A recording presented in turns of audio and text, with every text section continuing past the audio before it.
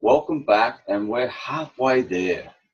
I really appreciate all the work that everybody's doing. I truly do. Now, this week is about online advertising, branding. It's a good way to think about the concept of a new world. I think the old days, brands were sort of like hanging on the side of shopping centers, and we all got to know, JC Penney and so on. It's a different world in the online world. In essence, things that used to be nothing, like some Dig or Slack or any of these new, let's just say, starting to come across as the brands of the future. These things literally come from nowhere, and it's all going to come down to, in the digital marketing world, again, getting found. And how are you going to get found? What are the ways that you're going to do it? Like, for instance, this video that I'm doing. Okay, it's a green screen video. Am I a video production engineer? Absolutely not. But basically, if I wanted to, I could look like I'm standing anywhere around the world. I could start marketing Chilean coffee or something. Never even go there.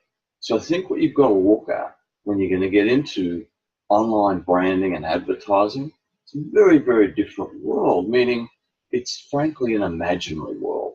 You start to think about the use of tools. That's what I would say. It's a much more technical world, meaning the old days you'd sit with your advertising agency, you'd come up with a plan, you'd go to market, you'd have your brochure, you'd have your cut sheet, you'd have your pitch.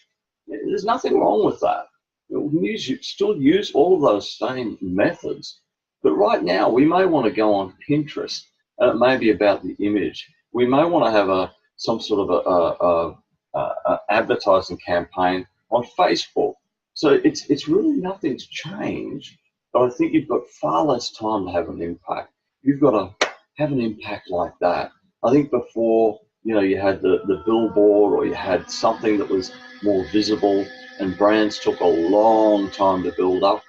Now brands can come from nowhere, Snapchat, and then become, I think, valued. I don't know what it is right now, but when it went public, it was these guys are worth $26 billion. So it's a much more fast-paced world, and frankly, I want you all to know this. What you're doing in this course, there's nothing to stop anybody in this course being the next Snapchat or being the next, global entrepreneur for whatever you want to do. Some of the blogs I've looked at, I'm going to tell you, are world class.